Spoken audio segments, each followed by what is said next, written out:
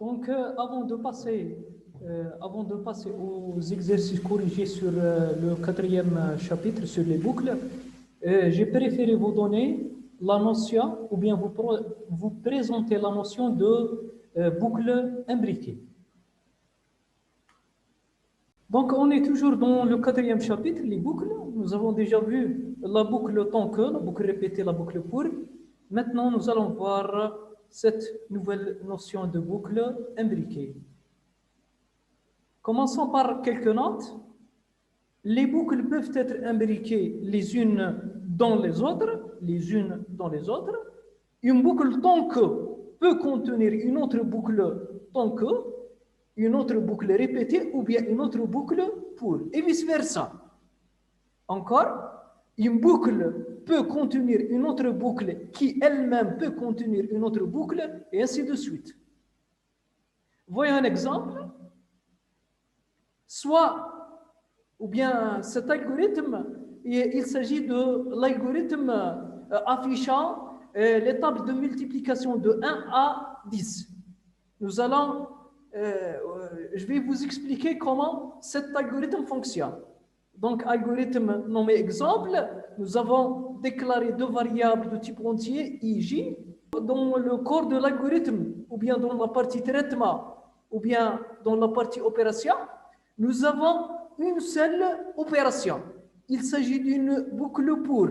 Là où nous avons l'initialisation, la condition et le pas de progression. Et voici la séquence, début et fin de la séquence de la boucle pour. Maintenant, à l'intérieur de la séquence de la boucle pour, nous avons une première opération qui est une affectation et une deuxième opération qui est une boucle tant que. D'où vient la notion de boucle imbriquée ou bien une boucle à l'intérieur d'une autre boucle. Nous avons dans ce cas-là une boucle tant que à l'intérieur d'une boucle pour. Maintenant, pour la boucle tant que, nous avons la condition J1 égale à 10 et voici la séquence de la boucle tant que qui à son tour contient une opération d'écriture et une affectation. Voyons maintenant comment ça fonctionne. Donc, je vais vous dérouler cet algorithme ou bien je vais vous montrer le résultat d'exécution de cet algorithme. Donc, nous avons dans la RAM, nous avons deux variables i et j. La deuxième variable, j. Maintenant, pour l'affichage sur l'écran, nous aurons le suivant. Donc, nous avons la boucle pour. En premier lieu, nous aurons cette initialisation qui va s'exécuter une seule fois au début de la boucle pour. Donc, le compteur pour la boucle pour, je dis compteur, le compteur i sera initialisé à 1. D'accord? Et on teste i1 égale à 10, le 1 égale à 10, vrai. Puisque la condition est vraie, on exécute la séquence de la boucle pour. D'accord? Dans la séquence de la boucle pour, nous avons une première initialisation. J reçoit 1. Et on passe à l'exécution de la boucle tant que. J1 égale à 10, le 1 égale à 10, vrai. Puisque la condition est vraie de la boucle tant que, on exécute la séquence. L'exécution de la séquence comprend en premier lieu l'affichage, écrire la valeur de i, étoile la valeur j, égale i fois j. Regardez bien, dans l'opération écrire, nous avons mis directement une expression arithmétique i fois j, donc on aura directement le résultat du produit i fois j. Est-ce que c'est possible en algorithmique? Oui, c'est possible en algorithmique, en ATA, c'est-à-dire. Donc, on aura l'affichage suivant. I fois j, c'est-à-dire 1, étoile 1 égale i fois j va nous donner 1. Et voici le premier affichage. Ensuite, nous avons l'incrémentation de l'indice j. Pour la boucle tant que, je dis indice. Donc, j reçoit j plus 1. Et j va devenir combien? Va devenir 2. je suis bien sûr dans la boucle tant que, après l'exécution de cette incrémentation, je reviens à la condition de la boucle tant que J inférieur égal à 10, 2 inférieur égal à 10, vrai. Donc, écrire I fois J égale à I fois J. Donc, nous aurons l'affichage de I, c'est 1, étoile 2 égale à I fois J. Donc, I fois J, donc c'est 2. D'accord? Ensuite, nous aurons cette incrémentation. J reçoit J plus 1. Donc, le J va devenir combien? Va devenir 3. Et je reviens au test. 3 inférieur égal à 10, vrai. La condition vraie, j'exécute la boucle. Donc, un autre affichage. 1 fois 1 fois combien? Fois 3 égale à 3. D'accord? Et une autre incrémentation de l'indice J. Donc, J reçoit J plus 1, on aura 4. Et ainsi de suite, jusqu'à atteindre J, par exemple, 9. J9. 9 inférieur égal à 10. Vrai? Donc, j'exécute la séquence. J'exécute la séquence. Et j'aurai 1 fois 9 égale à combien? I fois J, donc 1 fois 9, c'est 9. D'accord? Ensuite, j'aurai J reçoit J plus 1. J reçoit J plus 1. Donc, nous aurons 10.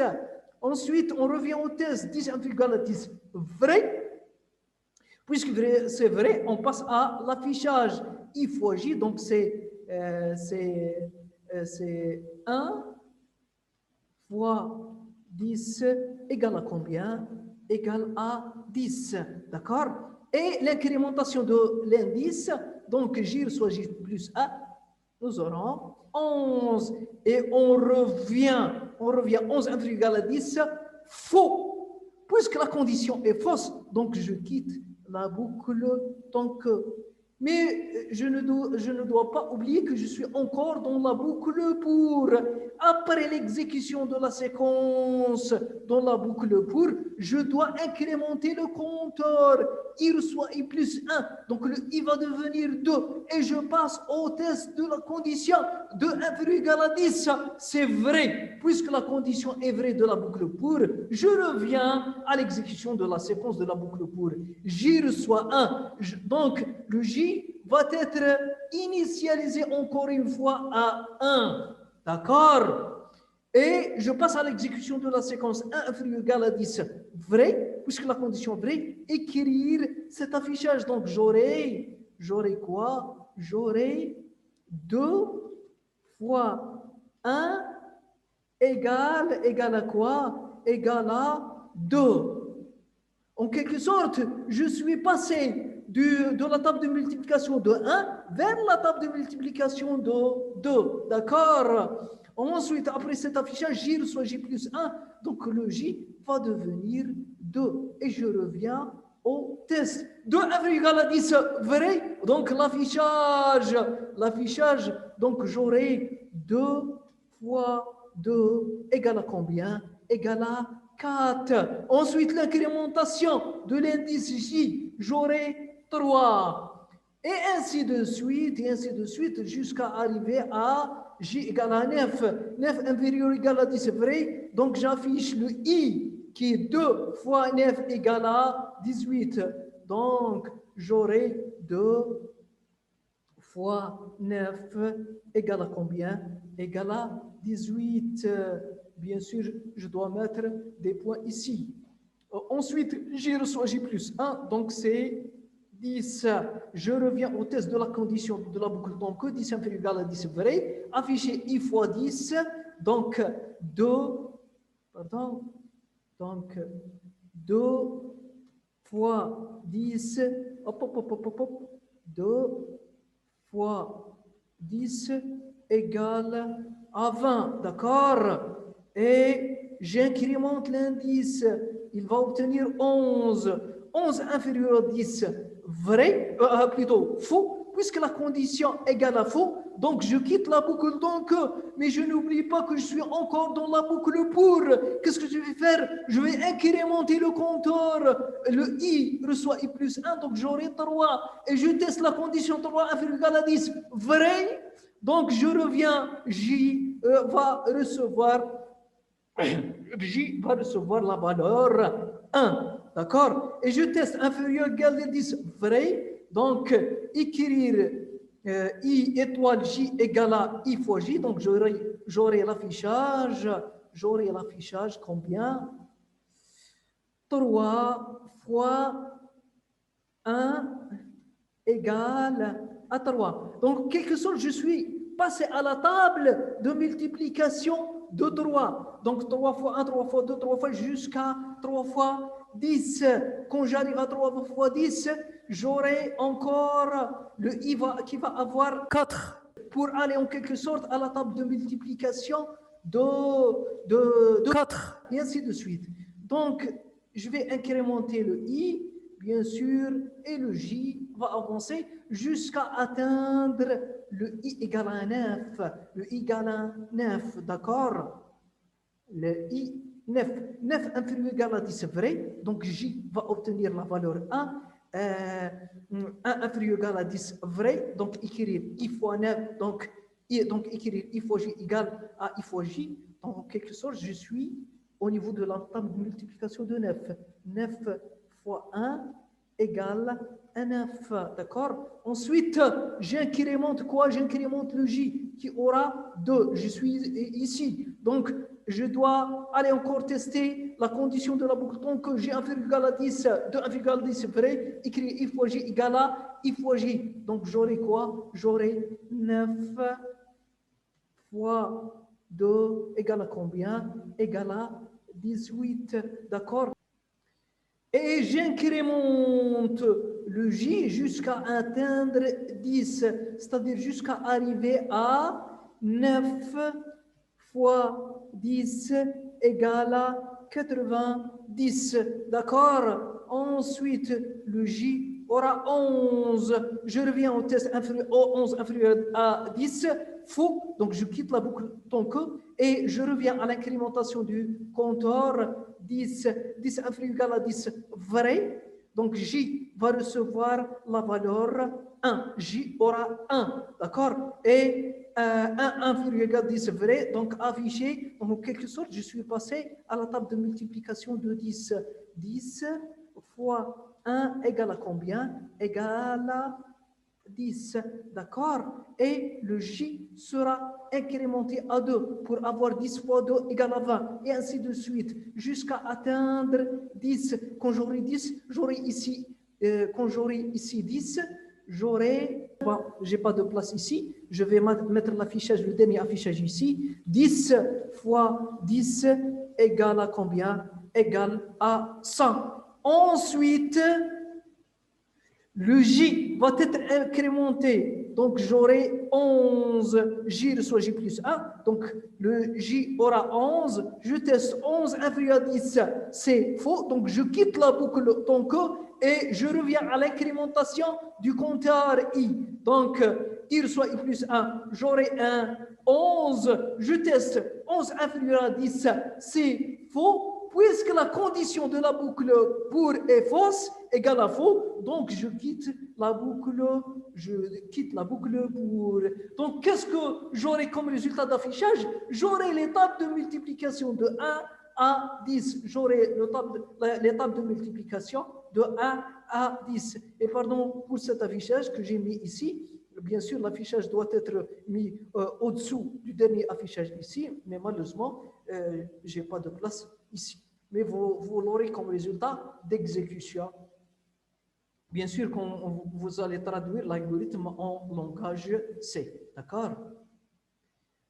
Passons maintenant à l'organigramme de l'algorithme qui commence par un début. Voici l'initialisation du compteur de la boucle pour et voici la boucle pour.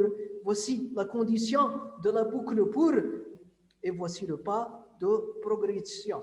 Ici, c'est l'initialisation de la boucle pour. Ici, c'est la condition de la boucle pour. Et ici, c'est le pas de progression. Et voici la séquence. La séquence qui, à son tour, nous avons l'initialisation de l'indice. Et voici la boucle donc, la condition de la boucle donc. Et voici la séquence de la boucle donc. Voici l'affichage et l'incrémentation de l'indice de la boucle donc. Quand la condition devient faux de la boucle pour, je quitte la boucle pour. Quand la condition devient faux de la boucle tant que, je quitte la boucle tant que. Si la condition oui, j'exécute la séquence de la boucle tant que. Quand la condition de la boucle pour est vraie, j'exécute la séquence de la boucle pour. D'accord? Et voici maintenant la traduction en langage C. Donc, nous avons dièse inclus H, main accolade ouvrante indiquant le début du programme. Int ij, voici la boucle for, l'initialisation, il reçoit 10, la condition, et le pas de progression I++. Ce I++ peut être écrit de la manière suivante, I reçoit I plus 1, ou bien I plus égale à 1. Donc, toutes ces instructions, ces trois instructions sont équivalentes. Voici maintenant la collade ouvrante indiquant le début du bloc de l'instruction for. Et voici la première instruction dans le bloc d'instruction de la boucle for. Nous avons une initialisation de l'indice de la boucle while. Voici la boucle while, la condition, accolade ouvrante indiquant le début du bloc d'instruction de la boucle while. Et voici la fin de ce bloc. Printf à l'intérieur de la boucle while. Et nous avons l'incrémentation de l'indice de la boucle while J reçoit J plus 1. Et voici la fin de notre programme. D'accord? Donc, c'était la dernière notion à voir dans le chapitre 4, les boucles. Donc, nous avons vu dans cette vidéo les boucles imbriquées. La prochaine fois, Inch'Allah, nous allons voir quelques exercices corrigés concernant, bien sûr, les boucles. À la prochaine, Inch'Allah.